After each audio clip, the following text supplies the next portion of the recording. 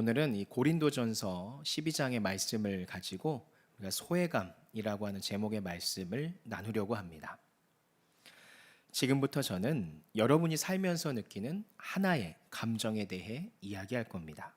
제가 이 감정에 대해 이야기할 때 생각나는 상황이나 사람을 떠올려 보십시오. 준비되셨습니까? 그 감정은 소외감입니다.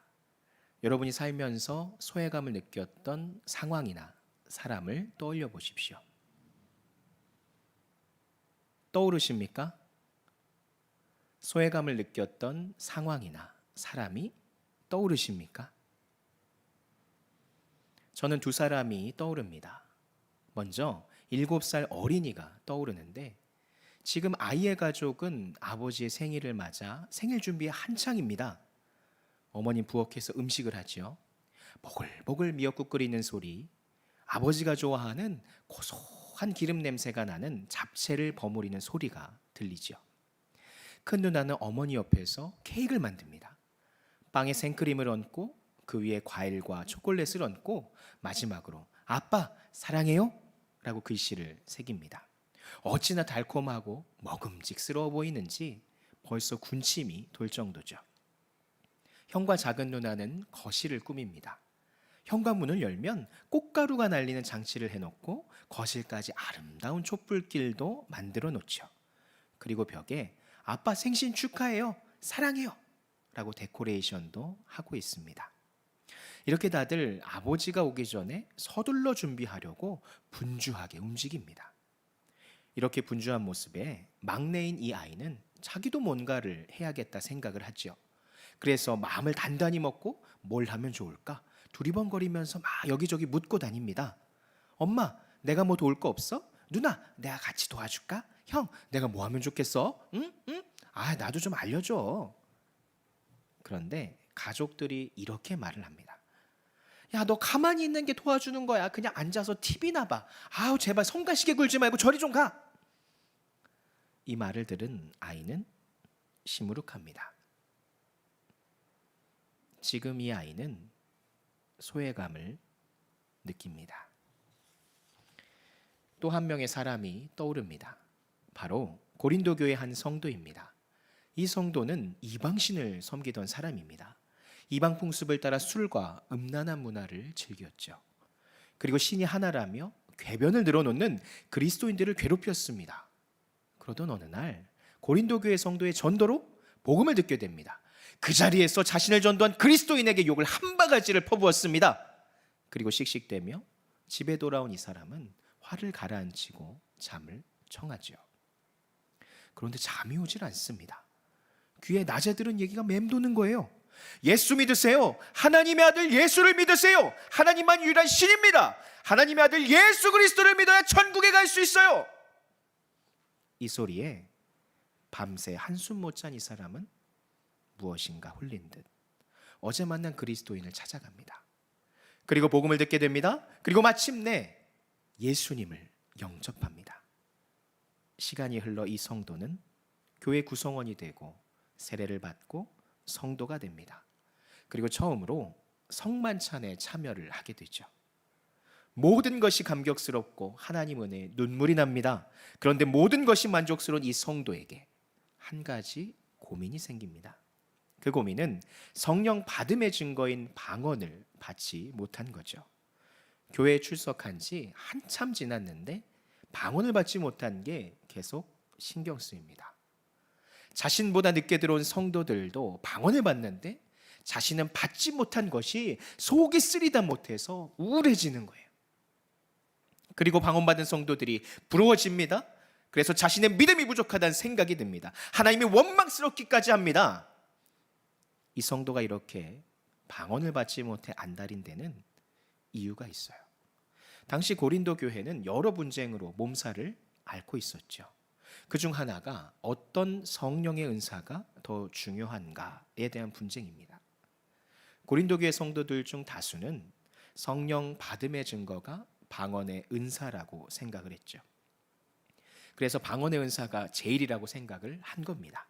그래서 방언받지 못한 성도들을 차별하고 자신들이 우월하다고 생각한 겁니다. 이런 분위기 속에서 방언을 받지 못한 이 성도는 지금 어떤 감정을 느낄까요? 성도는 자신이 하나님의 자녀가 아닌 것처럼 느낍니다. 방언받은 성도들과 멀게 느낍니다. 더 이상 교회의 일부가 아닌 것처럼 느낍니다. 그렇게 이 성도는 소외감을 느낍니다. 이 소외감은 오늘날 교회에서 충분히 느끼는 감정이죠. 매년 교회에는 부흥회와 수련회가 있죠. 이때 성도님들이 가장 많이 부르짖는 기도가 뭡니까?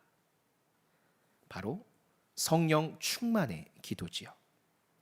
성령 충만을 위해 부르짖어 기도하고 말씀 듣고 성령의 은사를 구합니다. 그럼 방언이 터지고 예언의 은사가 터지고 병고침이 일어나기도 합니다. 눈에 보이는 초자연적인 일들이 일어납니다. 그런데 집회가 마치면 뿌듯한 사람과 그렇지 못한 사람이 있죠. 바로 방언, 예언, 병고침의 초자연적인 은사를 체험한 사람과 그렇지 못한 사람입니다. 초자연적인 은사를 체험한 사람은 자신의 영성이 체험하지 못한 사람보다 더 우월하다고 생각하기도 하죠. 또 체험하지 못한 사람은 체험한 사람을 부러워하기도 합니다. 이 부러움은 질투가 되고 이 질투는 스스로를 교회의 일부가 아니고 하나님의 자녀가 아닌 것처럼 소외감을 느끼게 합니다. 그런데 고린도 교회 인식처럼 성경도 방언과 같은 초자연적 은사가 더 우월한 영성의 증거라고 말할까요? 오늘 본문은 교회를 그리스도의 몸에 비유합니다.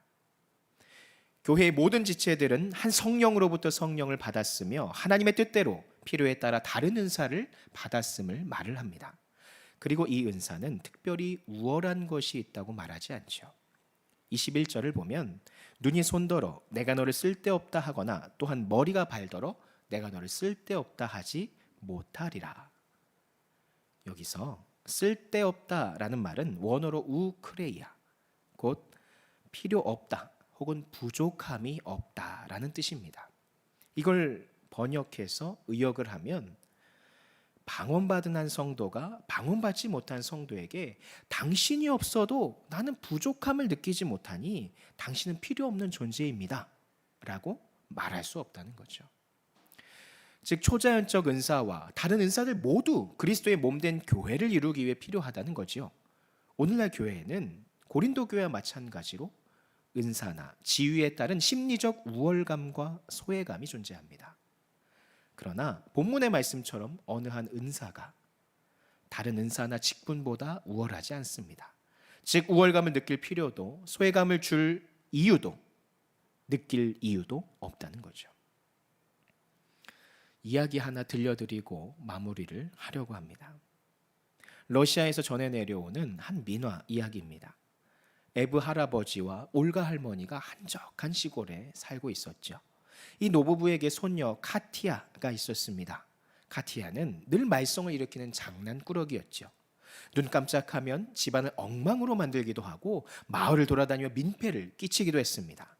하지만 할머니와 할아버지의 말은 금쪽같이 듣는 어여쁜 손녀였죠.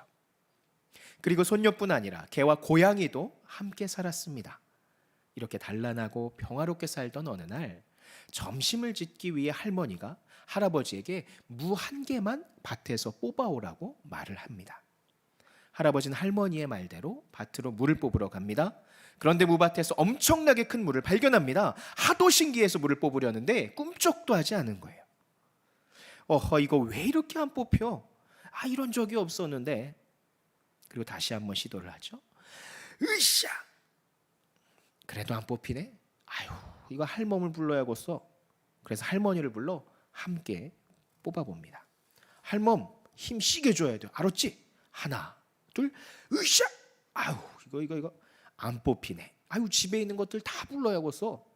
그래서 손녀 카티아와 집에서 기르는 개와 고양이까지도 이 무 하나를 뽑기에 동원이 됩니다. 자, 다들 각자 허리를 붙잡고 하나, 둘 하면 힘차게 당기는 거예요. 알았지? 자, 하나, 둘, 으쌰! 으쌰! 아유, 그래도 안 뽑히네. 아이, 뭔 무가 이렇게 안 뽑힌디야. 이렇게 힘을 모아 물을 뽑으려 했지만 역시나 무가 꼼짝도 하지 않는 겁니다. 모두 기진맥진해서 포기하려는데 고양이가 뭔가 제안을 합니다. 할아버지, 천장에 사는 쥐가 못생기고 나쁜 짓만 하는 골칫거리지만 약삭 빠르니까 그놈의 도움이라도 빌려보면 어떨까요? 이렇게 해서 평소 차별받던 쥐가 등장을 하죠. 이 쥐는 무의 크기를 보더니 곰곰이 생각을 합니다. 그리고 그 땅굴을 막 파기 시작을 합니다. 그리고 땅속에 들어가 무에 붙은 잔뿌리들을 모두 갉아먹어 먹습니다. 그리고 땅속에서 나와 말합니다. 자, 다들 다시 한번 힘차게 당겨보세요. 자, 하나, 둘, 으쌰, 으쌰. 그렇게 힘을 합쳐 다시 물을 뽑으니까 너무나도 손쉽게 쑥 하고 무가 뽑혀버리는 거예요. 우여곡절 끝에 물을 뽑아 저녁 식사를 하게 된 할머니와 할아버지 그리고 손녀 카티아는 생각을 하게 되죠. 아무짝에도 쓸모없다고 생각했던 개와 고양이 그리고 심지어 쥐까지도 모두가 이 집에 필요한 존재구나라는 걸 말이죠. 여러분, 이 이야기를 들으면서 어떤 생각이 드십니까? 은사나 직분이나 어떤 외적 조건들은 영성이 뛰어난 증거로 받는 것이 아닙니다. 이러한 조건들은 교회 구성원들의 부족한 부분을 서로 채워 협력을 하고 그리스도의 몸된 교회를 이루라고 주신 겁니다. 25절 26절의 말씀을 함께 볼까요? 몸 가운데서 분쟁이 없고 오직 여러 지체가 서로 같이 돌보게 하셨느니라. 만일 한 지체가 고통을 받으면 모든 지체가 함께 고통받고 한 지체가 영광을 얻으면 모든 지체가 함께 즐거워하느니라. 이 말씀처럼 은사와 같은 외적 조건들은 영성의 우월함을 나타내기 위함이 아니라 서로 부족한 부분을 채워 교회를 교회답게 하기 위함임을 깨달으시기를 축원합니다. 그리고 교회 안에서 내가 가진 조건들로 누구를 도울 수 있을까? 다른 사람의 어떤 조건들이 나를, 이 교회를 도울 수 있을까를 생각하고 실제로 돕는다면 그 누구도 외적인 조건의 차이로 소외받는 일은 없을 겁니다. 그러므로 여러분, 초자연적인 은사나 직분이나 외적인 축복을 받았다면 내 영성이 이 정도구나 라고 생각하기보다 이것으로 성도들과 교회에 어떤 유익을 끼칠 수 있을까를 먼저 생각하시기 바랍니다. 은사나 직분의 초점이 개인의 영성의 높낮이의 바로미터로 남게 되면 그 신앙은 죽은 신앙이 되는 겁니다. 또 초자연적 은사나 외적인 축복을 못 받았다고 난 영성이 부족한가 봐, 교회에서 난 중요하지 않은가 봐 이렇게 생각하기보다 하나님은 내게 다른 사람과는 다른 이 교회에 필요한 은사를 주셨어. 이 은사와 능력을 어떻게 써야 유익할까? 이걸 생각하시는 성도가 되시기를 축원합니다. 교회 안에서는 개개인이 갖는 은사, 재정적인 상태, 그리고 많은 조건들이 차이가 있을 수밖에 없습니다. 그런데 그 차이에 대해서 우리가 높고 낮음의 바로미터로 평가하기 시작하면 그것은 서로에게 혹은 일부에게 소외감을 줄 수 있는 여지가 되는 거죠. 그것은 하나님이 원하신 예수 그리스도의 몸된 교회의 모습이 아닙니다. 오직 예수님만이 머리이시고 주인이시고 가장 위에 계신 분이십니다. 그리고 그것을 구성한 우리는 바로 모두가 평등하고 모두가 필요한 존재들로 구성되어 있다는 것을 우리는 기억해야 할 줄 믿으시기 바랍니다. 이러한 건강한 정신과 신앙의 자세를 가지고 살아간다면 우린 서로에게 소외감을 주지도 받지도 않는 아름다운 신앙 공동체가 될 것입니다. 반드시 이 사실을 명심하셔서 소외감을 주고 받기보다 오히려 서로 나는 이런 능력이 있고 난 이런 은사가 있어. 내가 당신을 도와줄게요. 내가 당신의 이런 부분을 채워줄게요. 성도님, 제가 이런 도움이 필요합니다. 저 좀 도와주세요. 이렇게 긍정적이고 바람직한 하나님 보시기에 아름다운 소외감 없는 사랑이 넘치는 그리스도의 몸된 교회를 이루어가는 성도님들이 되시기를 예수님의 이름으로 축원합니다. 여러분, 마지막으로 당부하는 것은 내가 어떤 축복을 받았다고 해서 더 우월한 것이 아닙니다. 그리고 내가 어떤 축복을 못 받았다 해서 더 부족한 것도 아닙니다. 다만 하나님께서 지금 여러분에게 교회에 필요한 다른 역할들을 각자에게 부어주셨다는 겁니다. 그러므로 여러분이 맡은 역할, 외적 조건들 때문에 소외감을 느끼지 마세요. 주지도 마세요. 그저 여러분의 역할 조건들을 통해 교회와 성도들을 위해 아낌없이 베푸는데 집중하시기를 바랍니다. 예수님께서 양의 문이 되셔서 구원의 길을 열어주실 때 누군 열어주고 누군 안 열어주는 차별을 두셨습니까? 아니죠. 여기 있는 모든 성도들에게 동일한 은혜로 차별하지 아니하시고 구원의 길을 열어주셨습니다. 예수의 보혈 앞에 모두가 평등합니다. 믿음만 있으면 예수의 보혈 앞에 모두가 각자의 필요에 따라 교회가 존재합니다. 주님 보시기에 여러분 한 분 한 분 귀한 어린 양입니다. 교회에 필요한 아주 중요한 존재들이라는 거죠. 그러므로 소외감을 주지도 갖지도 마십시오. 오직 주님의 말씀만 붙들고 내가 가진 은사와 직분으로 교회와 성도들에게 어떤 유익을 끼칠까를 생각하며 그리스도의 몸된 교회를 이루어가는 성도님들이 되시기를 예수님의 이름으로 축원합니다. 기도합니다.